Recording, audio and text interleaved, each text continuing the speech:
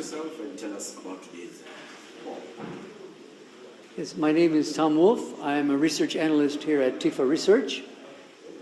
Today we released the second section of results from a national survey that we did at the beginning of February.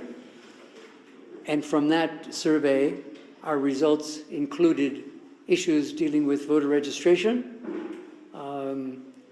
with the intentions to participate in party nominations, as well as the perceived integrity level of the forthcoming presidential election in particular. That was from the national survey of early February, as I said. But we also combined it with the results of more recent surveys conducted just the beginning of this month in 3 counties, Nairobi, Murang'a, and Busia. And we selected those counties just to begin giving Kenyans results at the county level. We'll be continuing to do this as we move towards the election. We picked those counties, first of all, because Nairobi is the capital city and quite contested in terms of the division of political support among parties and candidates, especially presidential candidates. We picked Busia because of the recent interesting developments in Western, where we saw the ANC and Ford Kenya party leaders moving to join the campaign of the Deputy President. And then we picked Murang'a because of all the attention by both politicians and the media on the Mount Kenya region, given the fact that the current president who comes from that region is retiring. There is no major presidential candidate who is standing, and so there's been a great deal of campaign activity. And so just within the mountain, we picked Murang'a as an example county to start with. And those surveys covered results for governor, senator, and women's rep.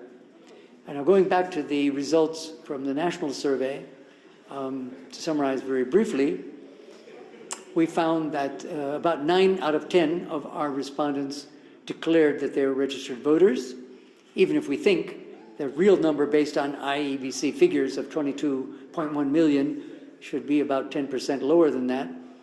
And again, the vast majority of them, around 90%, said that they will definitely or probably vote in the forthcoming election, that is in August. We did also ask for those who are not registered, why they're not, and for those who are not going to vote, why they're not. That's in the data. We also, with regard to election integrity, which might be the most important question, how much confidence that Kenyans have that the elections will be completely free and fair. We got about 1/3 of our sample who said that they had that level of confidence. We had another 1/3 who felt that they would be somewhat free and fair. But we had 1/5, 20%, who did not think they would be free and fair, and another 10% who weren't sure. So really a 1/3, 1/3, 1/3 division with regard to the perception of presidential election integrity. And these are issues that we'll want to be tracking as we get closer to the election. And then finally, when we asked about the intentions of participating in any party nominations, we got about half of our respondents who said that they did have that intention. And of those, about 2/3 said that they were going to be, or hoping to participate in the nominations of what is now, according to our national data, the most popular political party, UDA.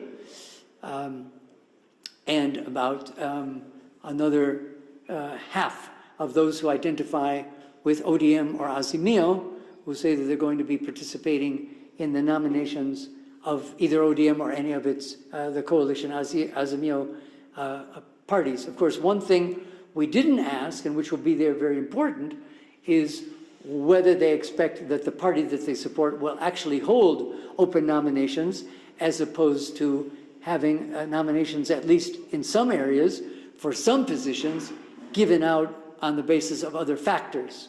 For example, Azimio announced that they had hired a survey firm to do polls in certain areas, certain counties, even for MCAs, and where they found that any particular candidate or potential candidate was more than 20% more popular than his or her nearest rival, they didn't see the need to have nominations, and they would just give those nominations out.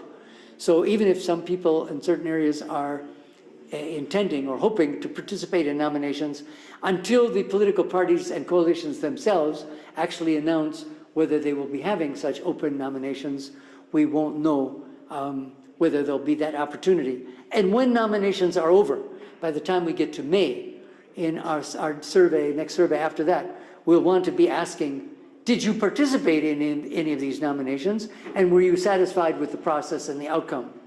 So the results that we released today both document the situation it is now, but also give a kind of a roadmap for the kinds of issues that we will be tracking as we move forward with a number of national and county level surveys between now and the election.